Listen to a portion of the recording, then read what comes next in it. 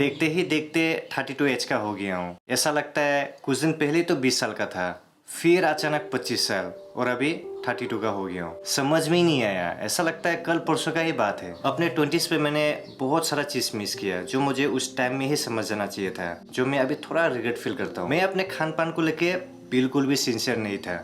मतलब मैं पूरे दिनचर्या में क्या खाता हूँ कभी मॉनिटर ही नहीं किया। तला हुआ ऑयली फूड्स, जंक फूड्स, मीट मछली और दूध वाला चाय तो कम से कम 3 या 4 बार तो हो ही जाता था, जिस वजह से मुझे गट रिलेटेड इश्यू होना भी चालू हो गया। और यही रीज़न था जिस वजह से मैं 2 साल तक बीमार हुआ। चेन्नई अपोलो तक मुझे जाना पड़ गया था और उससे पहले तो अपने लोकल हॉस्पिटल में बहुत बार एडमिट होना पड़ा। मतलब ये पूरा 2 साल मेरा हॉस्पिटल के चक्कर में ही गुजर गया और मुझे तो ऐसा लगने लगा था कि अब मेरा लाइफ ही खत्म। और जिस वजह से मुझे अपने हेल्थ को लेके एंजाइटी भी होना चालू हो गया था। हमेशा ऐसा लगता था कि अभी कुछ हो जाएगा, अभी कुछ हो जाएगा। मतलब बहुत ही मुश्किल दिन से मुझे गुजरना पड़ा। वो कहते हैं ना, हेल्थ इज वेल्थ, ये 100% सच है। ये बात ज़्यादातर लोग को बहुत ही लेटली समझ में आता है और 20s में तो बहुत ही मुश्किल है। और वैसे भी आजकल सोशल मीडिया में ज़्यादातर गलत खान पान को ही प्रमोट किया जा रहा है। सो आजकल मैं अपने खान पान को लेके बहुत ही सीरियस हूँ और हमेशा मॉनिटर करता हूँ कि क्या खाना चाहिए, नहीं खाना चाहिए। वैसे मैं अपने एक डाइट लिस्ट भी बना के रखा हूँ, तो उसी हिसाब से मैं चलने का कोशिश करता हूँ। और मेरा ज़्यादातर खाना हमेशा ग्रीन सब्जी होता है और पैकेजिंग फूड कभी कभार ही चलता है। मेरा हेल्थ खराब होने का दूसरा रीज़न ये भी है कि मैं कोई भी एक्सरसाइज नहीं करता था, ना स्पोर्ट्स, ना कोई जिम वगैरह। मतलब मुझे ये सबसे कोई मतलब ही नहीं था, जो कि सबसे बड़ा गलती था ये मेरा। फिर मैंने योगा क्लास ज्वाइन किया। हालांकि मुझे लगता है उतना लेट नहीं हुआ है और मुझे इनसे बहुत इम्प्रूव भी मिला है। कम से कम 1 साल का योगा करने के बाद मुझे ये समझ में आया। और मेरा ये भी मानना है कि योगा आपके एजिंग को स्लो भी करता है और उसके साथ अच्छा सात्विक खाना भी ज़रूरी है।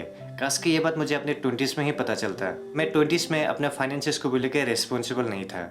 मतलब उस टाइम मेरे दिमाग में हमेशा रहता था कि मुझे नए नए कपड़े लेने हैं, ये सामान लेना है। मतलब मेरे पास हमेशा एक लंबा लिस्ट होता था। उसी पैसों में से अगर थोड़ा सा भी पैसा मैं स्टॉक मार्केट या म्यूचुअल फंड या कम से कम सेविंग्स में भी रखता तो फाइनेंशियली अभी मैं बहुत ही ज़्यादा बेटर होता, जो कि मैंने नहीं किया।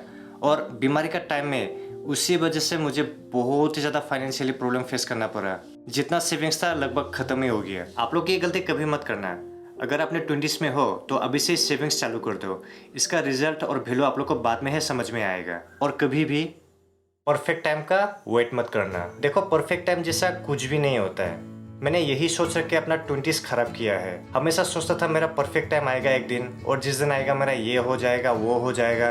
लेकिन असलियत में ऐसा कुछ भी नहीं होता है और मेरे साथ हुआ भी नहीं है। आप अभी जो कर्म कर रही हो, जो बीच बो रही हो, वही बाद में परफेक्ट या अनपरफेक्ट टाइम बन के आपके सामने आता है। सो बी केयरफुल। अच्छे हालात चाहिए तो अच्छे कर्म करो और खूब मेहनत करो, क्योंकि हर एक सेकंड का हिसाब होता है। मुझे ये बात समझने में समय लग गया कि हमें लाइफ में किसी किसी लोगों से कट ऑफ कर लेना चाहिए। हर कोई एक जैसा नहीं होता है और हर कोई हमें ग्रो होते हुए नहीं देखना चाहता है। आप कुछ भी कर लो, हमेशा जेलसी लोगों से घेरे रहोगे। और यही रीज़न है कि मैं आजकल ज़्यादातर सोशल मीडिया में हर चीज़ शेयर नहीं करता हूँ। आप लोग सिर्फ वही दिखते हो जो मैं दिखाना चाहता हूँ। देखो, सोचने वाला बात यह है कि हमें अपने लाइफ को ठीक करने का उपाय तो मिल जाता है, बट उससे ज़्यादा हम अपने लाइफ को बिगाड़ने का रास्ता ढूंढ लेते हैं। तो आई होप कि मेरी गलतियाँ सुनकर आपको अपने लाइफ को सुधारने का मौका मिले और अपने हेल्थ पे फोकस करें।